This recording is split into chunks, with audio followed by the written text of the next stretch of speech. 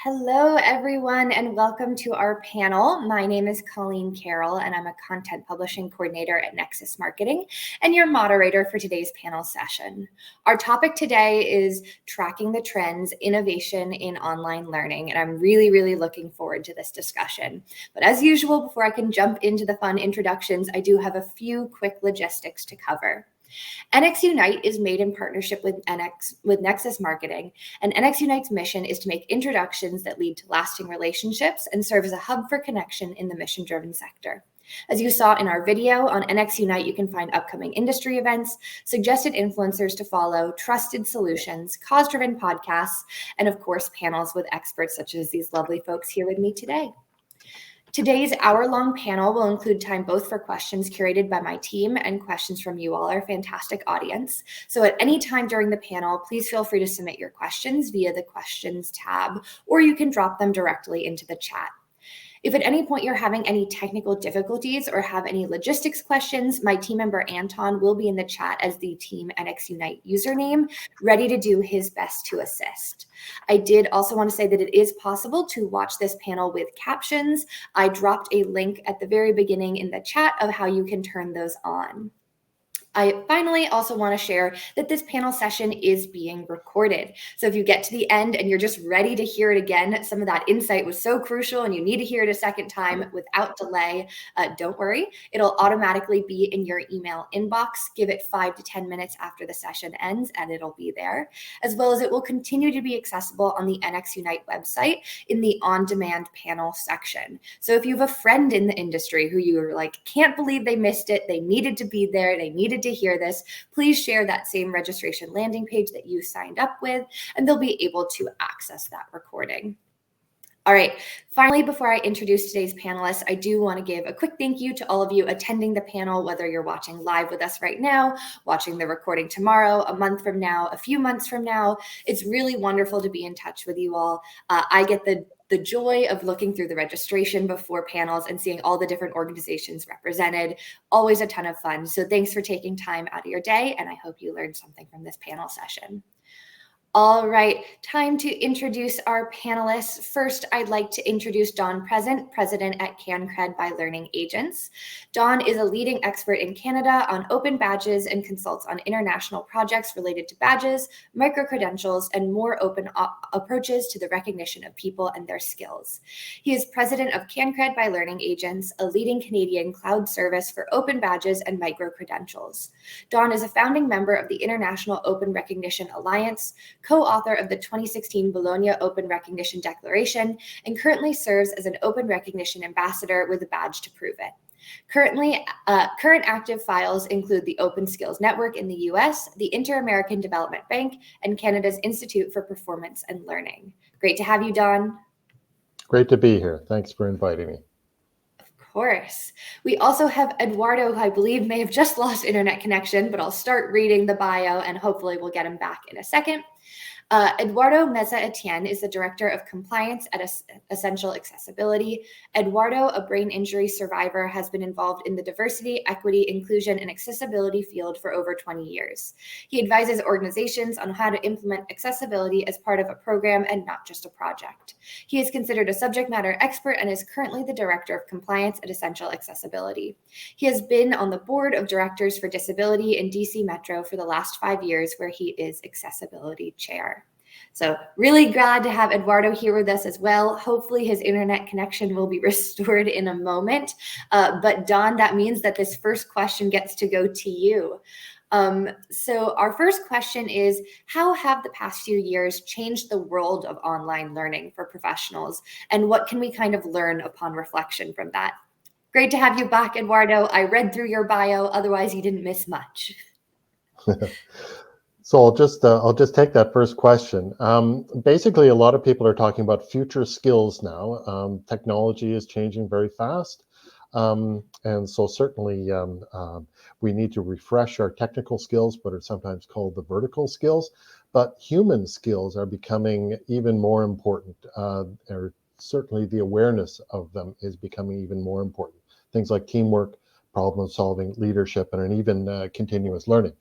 So there's a growing awareness that K to 20, one and done is not enough. You need to supplement, you need to enhance, you need to refresh your lifelong learning. And associations and nonprofits are increasingly seen as important for that. We've been in the COVID pandemic. Some people would say we're already in it. I'm one of those. We've moved online, not just for conferences and events, but even for working. And even as we go back to face-to-face, things have changed. A lot of people want to work from home. Does everything have to be face-to-face all the time?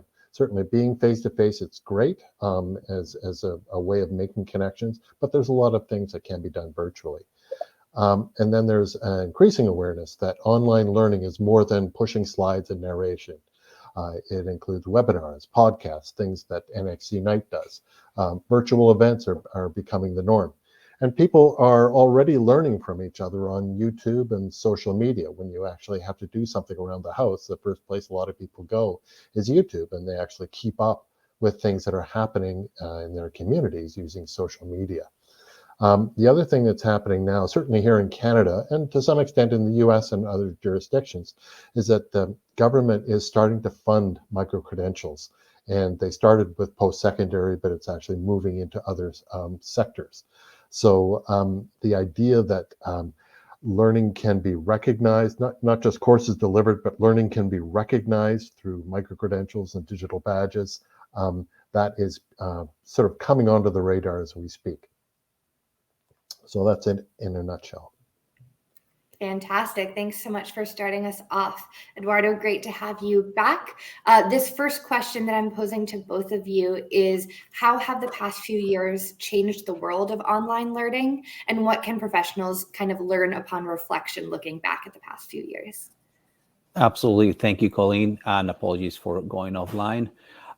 Yes, so I'm going to talk from my personal experience and what has transpired. As you mentioned, I am in the board of directors of a non-for-profit here in DC, and I'm also the accessibility chair. So I remember back in March 2020, we were hosting our in-person programs. We usually host a monthly program.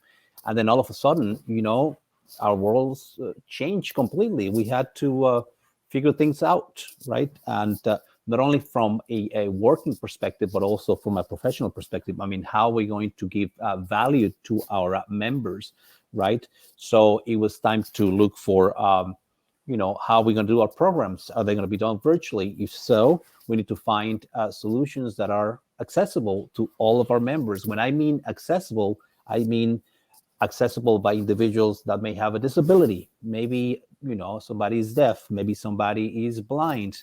So therefore, the importance of being able to provide closed captions in this case. So kudos to the team for offering that service, and also making sure that the platforms themselves are actually accessible to those kinds of individuals.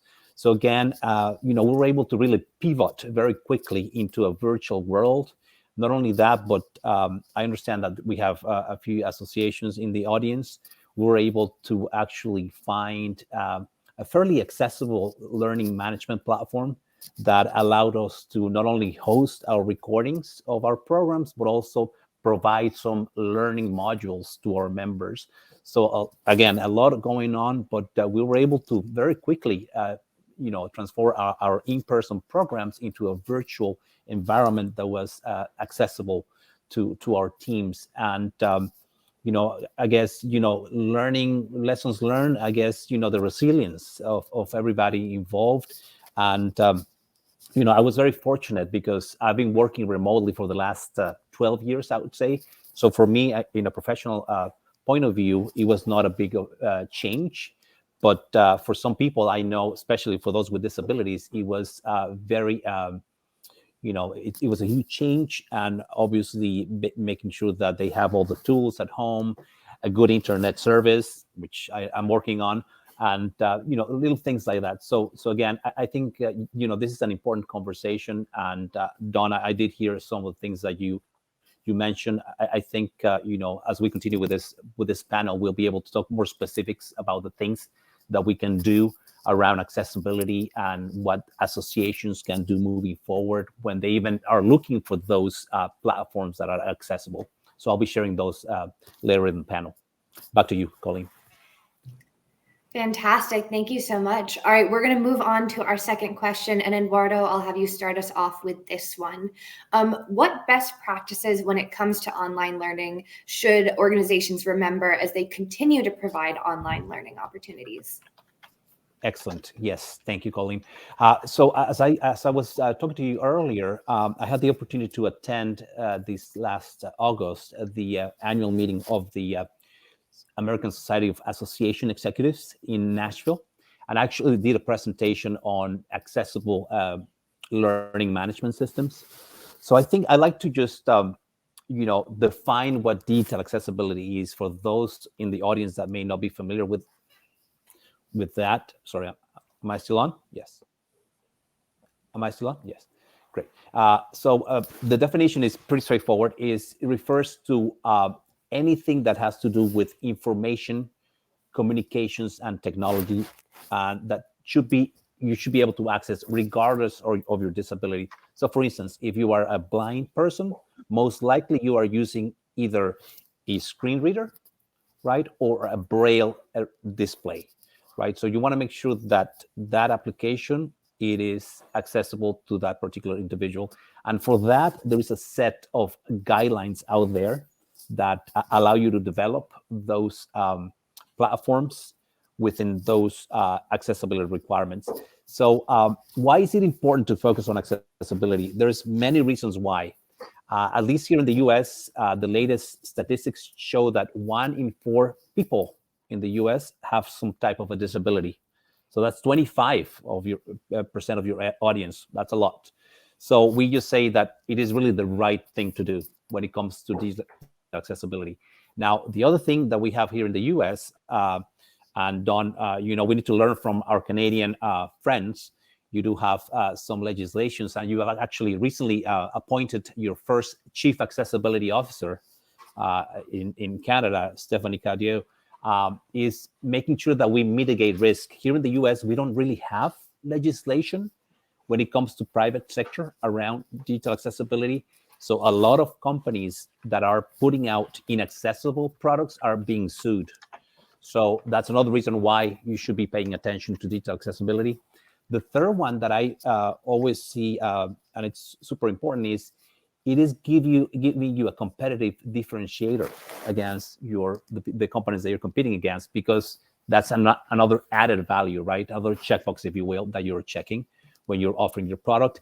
Not only that, but I just gave you the numbers. You're actually able to access a bigger market, right? So when it comes to members in your associations, you'll be able to open up your online learning to a larger audience as well.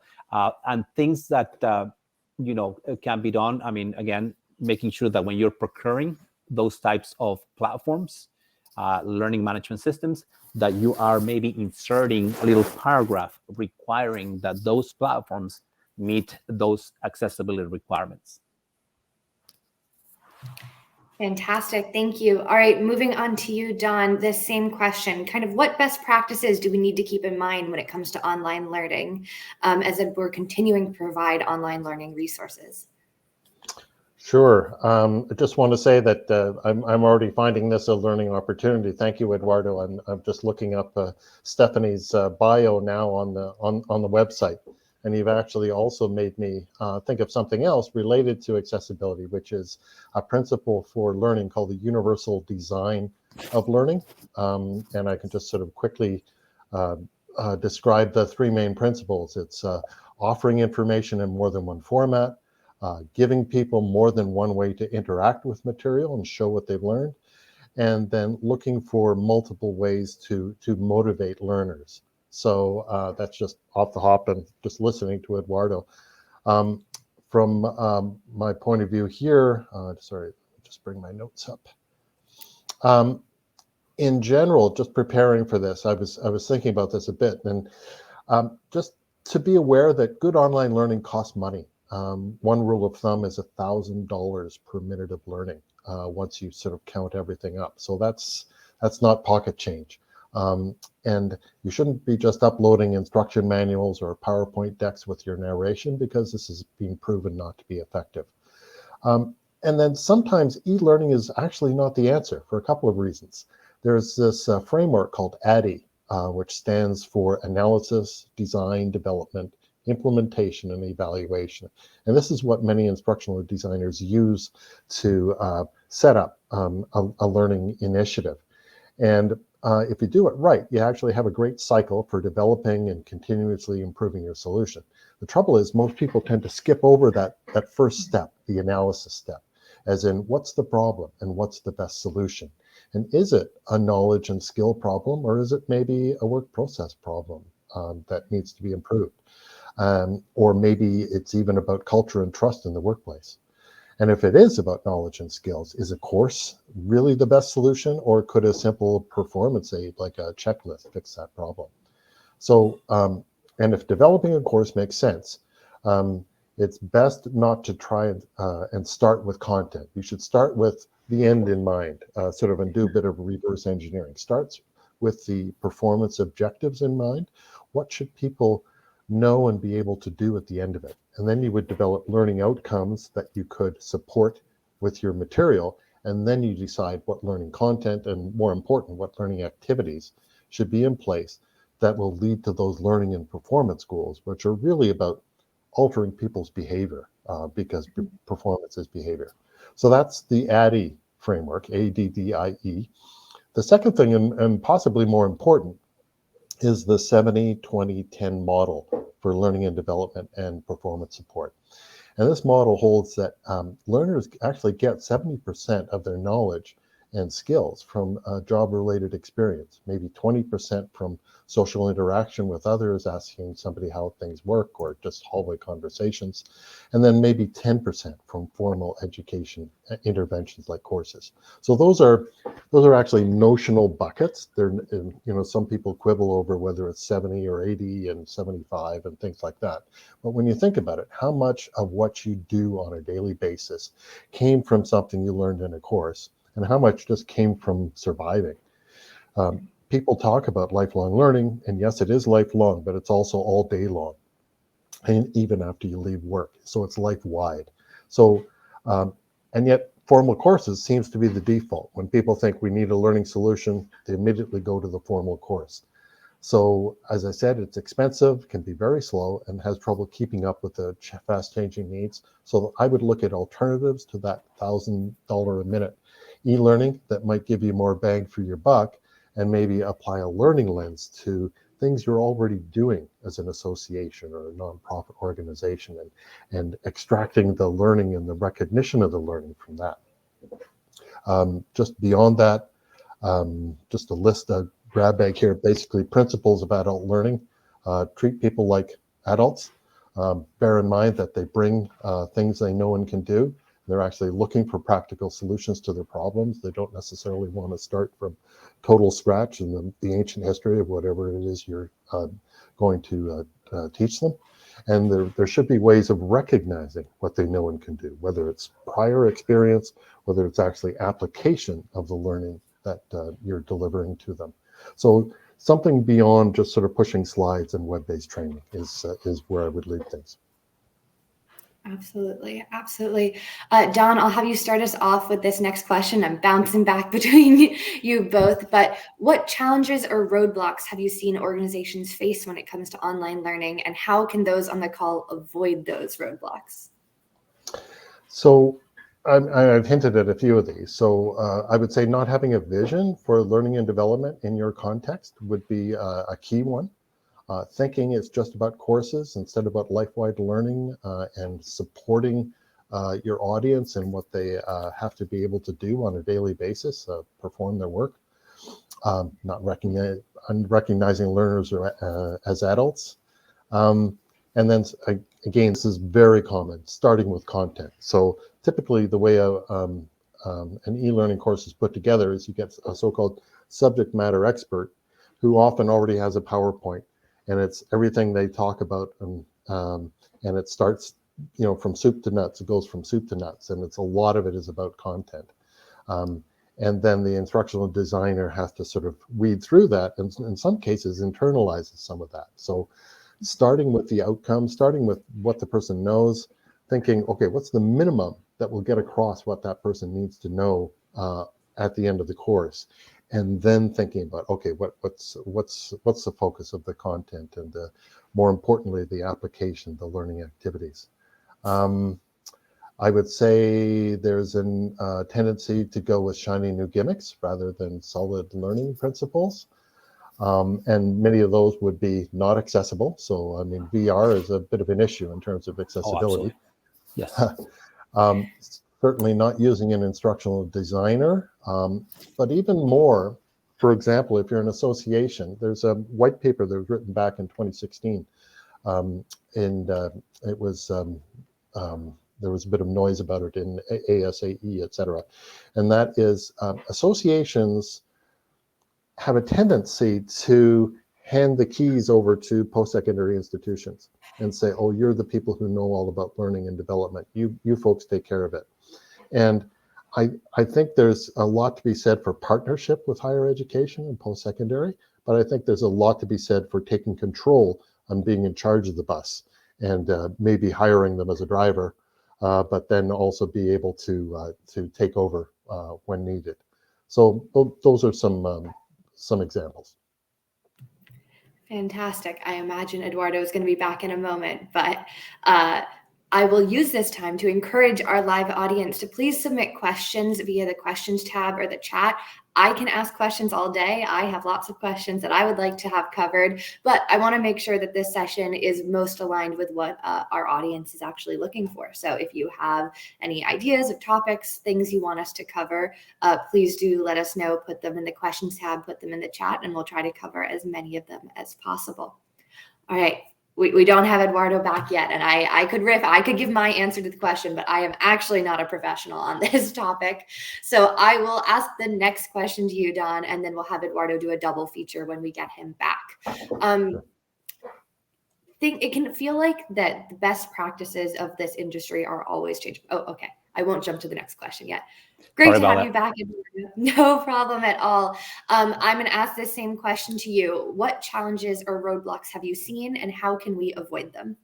Absolutely. Apologies for the disconnecting here. Yes, great points, Don. I really appreciate you bringing up accessibility in this whole process, and definitely some of the challenges that we see when it comes to online learning is obviously, again, we talked about the lack of legislation, but also not thinking about accessibility at the very beginning of the process when you're really designing the online learning experience. Really, wireframes, mock-ups, at that point, you should be thinking about accessibility.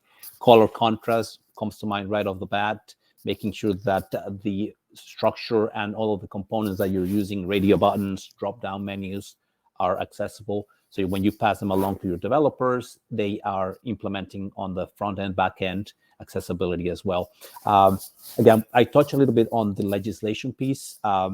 Canada has the Accessibility for Ontarians with Disabilities Act, AOTA, and also they have the Accessibility Canadian Act, which should be looking at you as the leaders, because here the US, again, we're really stuck with a lack of legislation, and that is definitely a problem. However, there is a piece of good news. Let me share this with the group. At the beginning of the year, a group of 181 organizations led by the American Foundation for the Blind, the National Federation of the Blind, actually sent out a letter directed to the Department of Justice, the Civil Rights Office, demanding and urging them to legislate digital accessibility. As a response to that, then the Department of Justice came back and said, yes, we have to do that. And here are the guidance that we're giving to industry. And so there is some movement.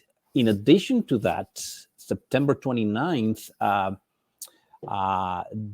Tammy Duckworth, Senator, and also Representative Sarbanes introduced legislation on website and web applications accessibility. So again, there is a light at the end of the tunnel, and we believe that the legal roadblocks will be overcome once this legislation is passed. We're hoping that before this administration ends, we will have some legislation around that. For now, it is the wild, wild west here in the U.S., a very litigious environment. If you don't meet the requirements, you're getting demand letters, and oh no. All right, we'll give him a moment. Again, already see some questions coming in, but I'm going to encourage people to continue to send questions. We'll move to you, Don, and we'll get Eduardo back in a moment.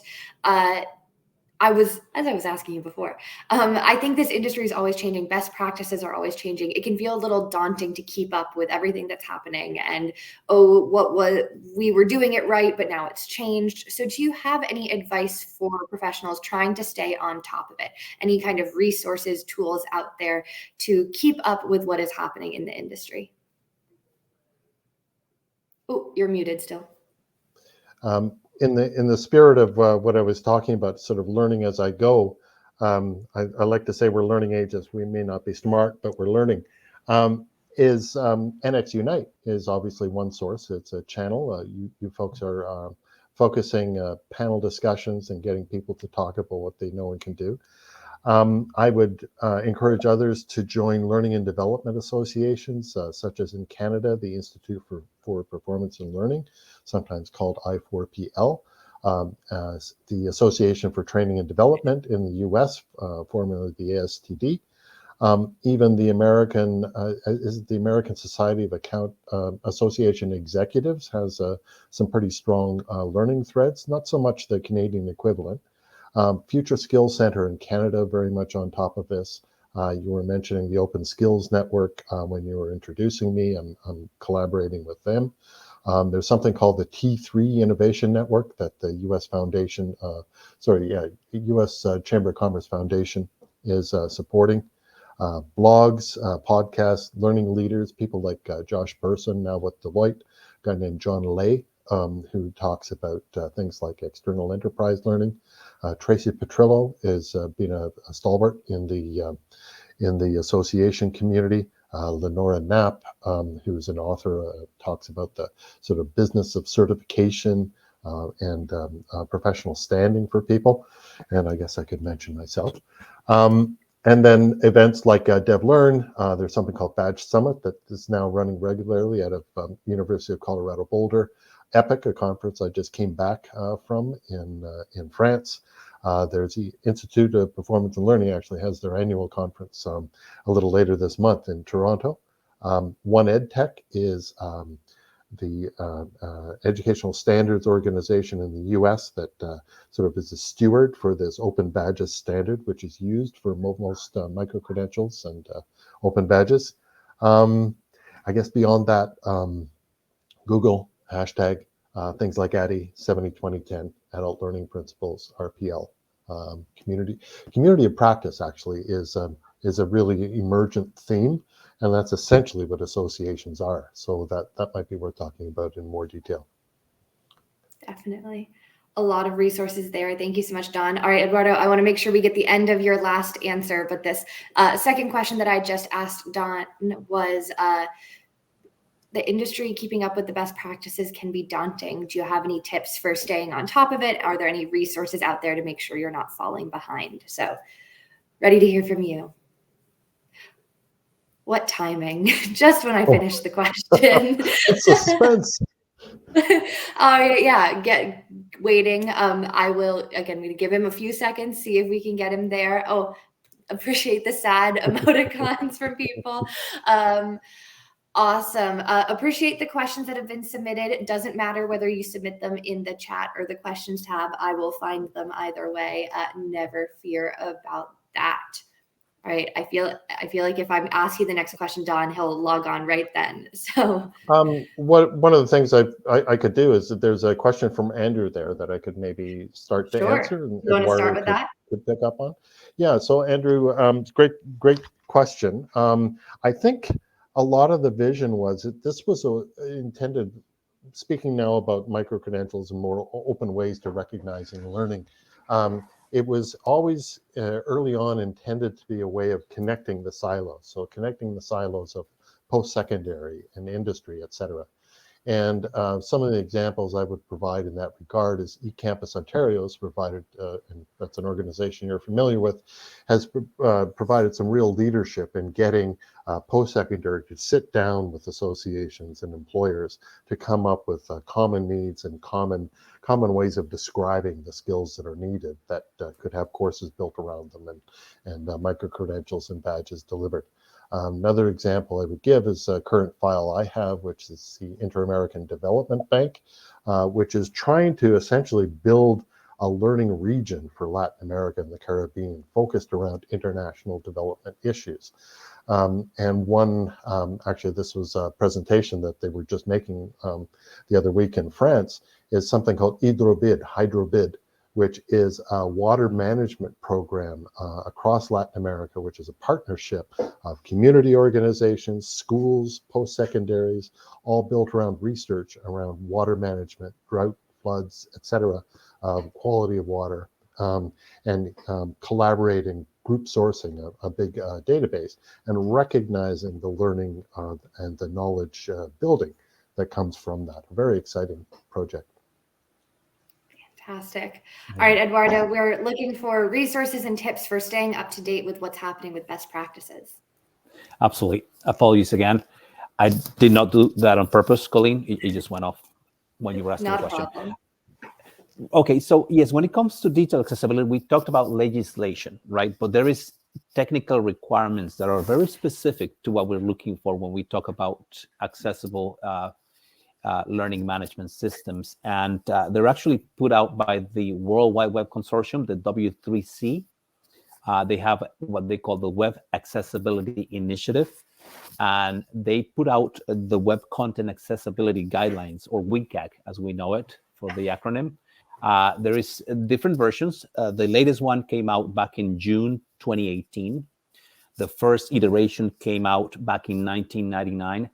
A lot of time has gone by between the different versions, about 10 years, give or take. And obviously, that's not frequent enough because, as we know, technology is constantly changing. And for the requirements to keep up with technology, they have to come out more frequently. We have been promised the latest iteration, which is 2.2, will be coming out before the end of this year. So that is fantastic. There's a lot of resources out there. And Colleen, I'd like to maybe provide you with some links that you can provide to our audience after the session. But there is some tutorials that are amazing. But some of the top 5 things that I'd like for you to take away from is, if you have an online learning system and you're producing videos, please make sure that they have captions. And there's 2 types of captions. There's the closed caption, which is the one that you can turn on and off, and the open caption, which is burned into the video. Either one of those meets the guidelines or the requirements. The other one is pretty straightforward. It's color contrast between foreground and background. If it is normal size text, it should have a contrast ratio of 4.5 to 1. If it is large text, it should meet a contrast ratio of 3 to 1. Again, pretty straightforward. And then the third one that most of us are familiar with is, if you have images on your online platform, you want to make sure that those images have the proper alternative text. And here we can get into the nitty-gritty, but there is different types of images. There's images that are informative. Those would require alternative text. There are some images that are decorative.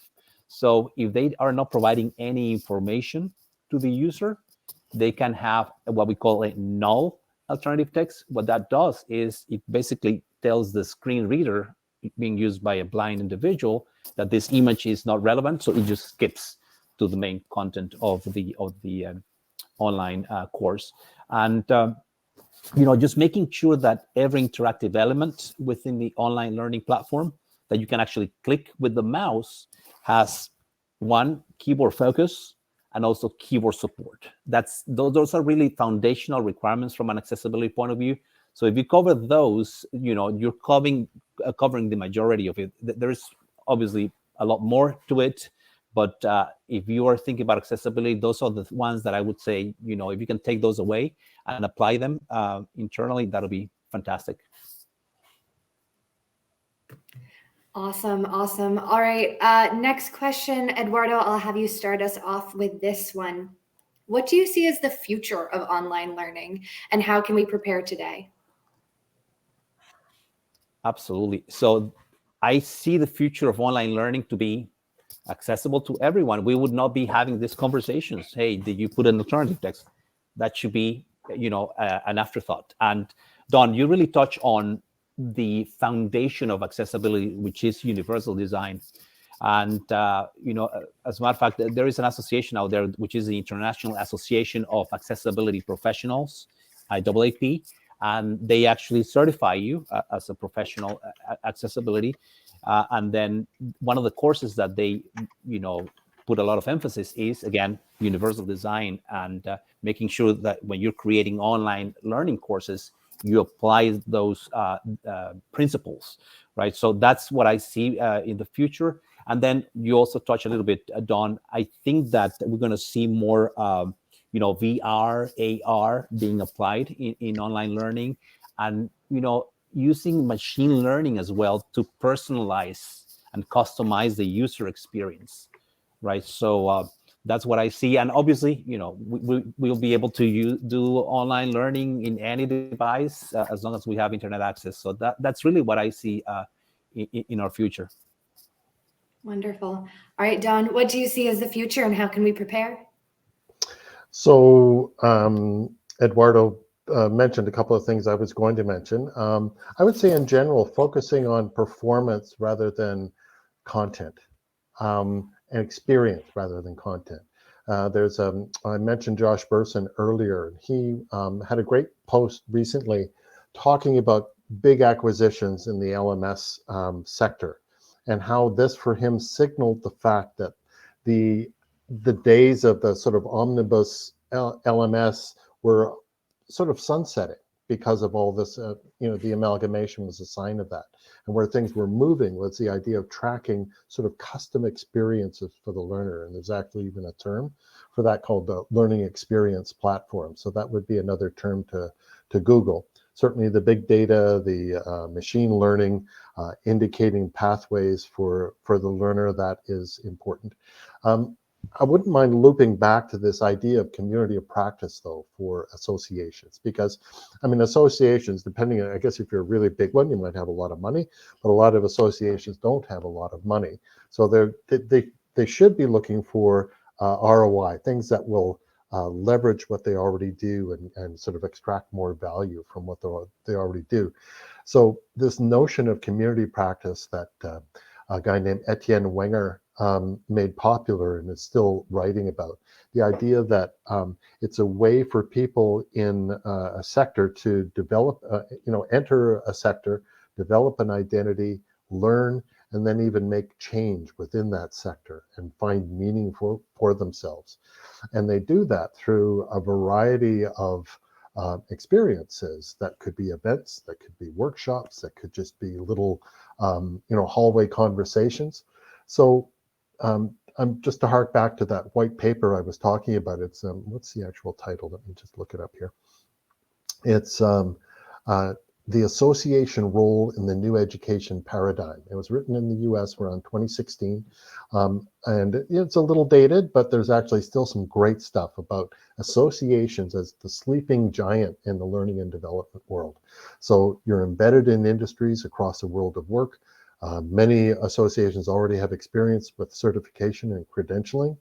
You may not think you're agile, but you're a lot more agile than a lot of post-secondary institutions. You have a market opportunity in that you're already dealing with sort of non-standard learners, adults who are engaged in lifelong learning and improvement. You have this sort of nonprofit status that enables trust. So instead of private colleges, private universities, private sector organizations, even private trainers, you have a certain sort of aura of trustability. And just to come back to that idea of you're already dealing with non-traditional students. You're already dealing with adults who are out there and trying to navigate their way through their careers in the midst of life. So that is, I think, very much the future for associations, is to harness that instead of getting a lot of content and dumping it into courses and figuring that individuals will get it, is pushing that social, that group, that community notion where people are learning from each other and making change together. I think that's potentially a very exciting way of moving forward, that associations can meet the needs of future and the future skills. Absolutely. Don, we had a question coming into you from the audience, just asking if you could talk more about having a vision for learning. Yeah, vision for learning. So basically, it's if you're an association, often where you would start is setting up, what does a practitioner in our sector do? And what does somebody need coming in as an entry person? What does somebody need as sort of a competent practitioner? And what are the characteristics of people who are the leaders, who are sort of advancing the domain? And you can start thinking in terms of what practices they have. And this is getting back to the community of practice. You can talk about what do they know and can do. You could come up with a competency framework that's quite popular as well, but I think the big focus is what do these people need to know and be able to do, and what ways can you drive that? And is an online course, is it a face-to-face course, is it performance support, etc.? And that's the kind of thing that you don't have to hire a full-time instructional designer, but it's great to get an instructional designer to help you envision that and help you get set up and get started on that. I hope that answers the question. Definitely.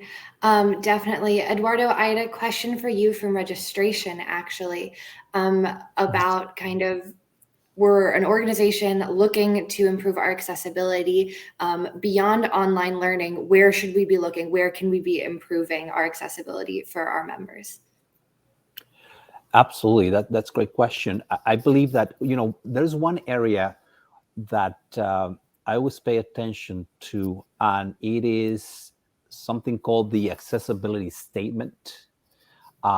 That is become the norm, basically, and it's typically right next to your privacy policy, for instance, and it showcases your accessibility commitment to meeting those technical requirements that I alluded to, the WCAG guidelines, but also giving your users the ability to reach out to you in the event they have an issue.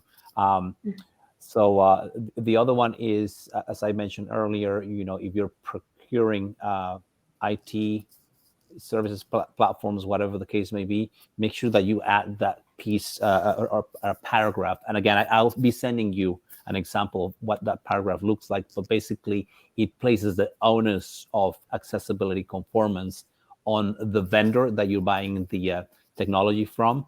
So in the event, they release a new version of the product and then, it breaks the accessibility, it is up to them to actually do that, because there is a contractual agreement already in place. From a technical point of view, again, I'm going to be sending you some tutorials that go over some of those areas that are very typical in online learning.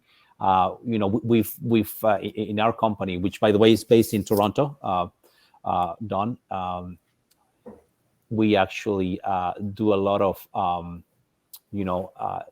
teaching around that and how they can prioritize some of the main issues, right, that are currently found in online learning. We basically take a components approach.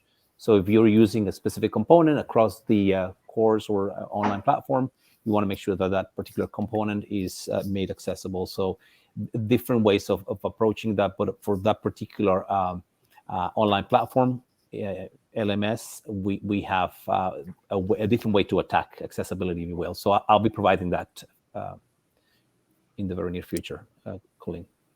Fantastic. Don, we had another question, I believe, come in for you of what are your takes on micro-credentialing or badging? Is this worth the effort of creating and delivering to members? Oh, take a deep breath. I've been an advocate for that since 2011. I like to say I wear three hats. I'm an advocate for more open ways to recognize people, such as through open badges. I'm a consultant on digital credentialing initiatives that use open badges, that leverage open badges, which are basically underneath 90+% of the micro-credentials you see out there. Sorry, I just lost the browser. And we also support a platform. So I actually started hearing first about open badges, started hearing about micro-credentials around 2015, 2016. And I saw that initially as, okay, maybe that's just another name for them. But then I finally realized this was a reaction by post-secondary to make them into something smaller, a smaller version of what they already had. So yes, you can do that. I think your mileage may vary, especially when you start thinking about stacking them up into larger qualifications. The jury's out on whether that is actually viable in all cases. Certainly the Higher Education Quality Organization of Ontario is a little iffy on that. I think that that's the formal end of the spectrum, micro-credentials. So the definition of a micro-credential is basically it's digital, it's portable, it's based on assessment, and then it's trustable, issued by a verifiable institution. I'm of the camp that thinks, yes, that's the more formal end, but there's a lot of really valid and authentic recognition you can do that goes beyond that, that can recognize somebody's expertise in a community, somebody's service in a community, somebody's interests, somebody's connection to a community that goes way beyond micro-credentials. So I'd say it is worthwhile, depending on the kind of association you are. More and more associations are piling on. Certainly it began in the post-secondary area and some of the big corps out there, but I think we're working with more and more associations on how that will work. And again, it's based not just on taking courses, although that ends up being a very common way of issuing badges and micro-credentials, but it's also catching people learning, catching people achieving things and recognizing that and giving them something they can use and take onward in their lives. So yeah, I'll step off. Question for you, Don. Is Credly a good example of such a badging system or micro-credentialing? Credly, CREDLY. They're a common one. There are about 4 or 5 big ones. They're one of them. I represent a different platform. I would say that they're about 80 or 90% similar across the platforms, and then there are pros and cons to any particular one. There's been a few knocks against Credly about it not being as open as other platforms, certainly in terms of importing credentials from other systems.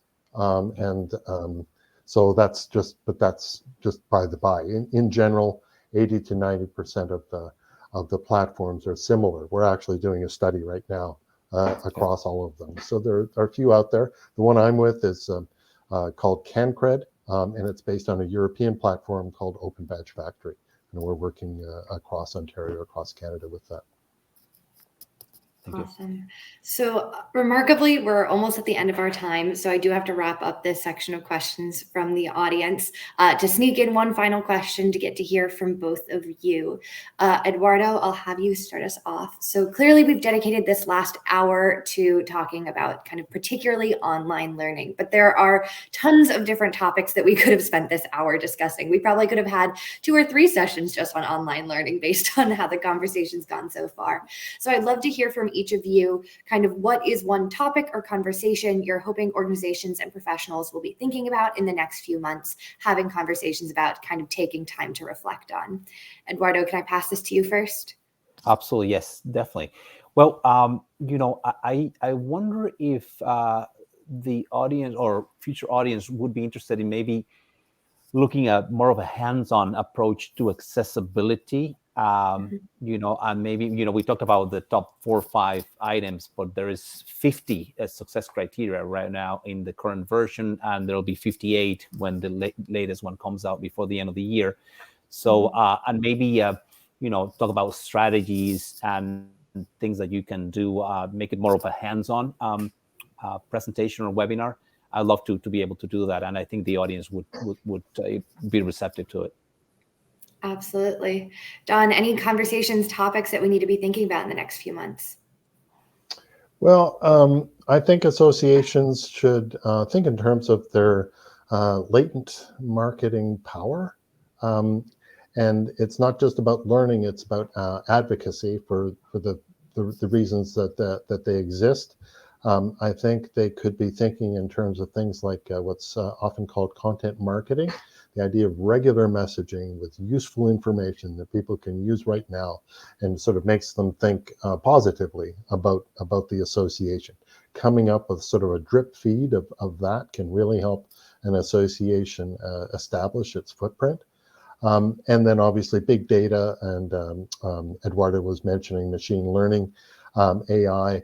The costs are coming down for that, and it's becoming more and more accessible over time, depending on where your budgets are. But even AWS, Amazon Web Services, now has some AI functionality that could start to be experimented with. And it's just ways of looking, what are our members doing?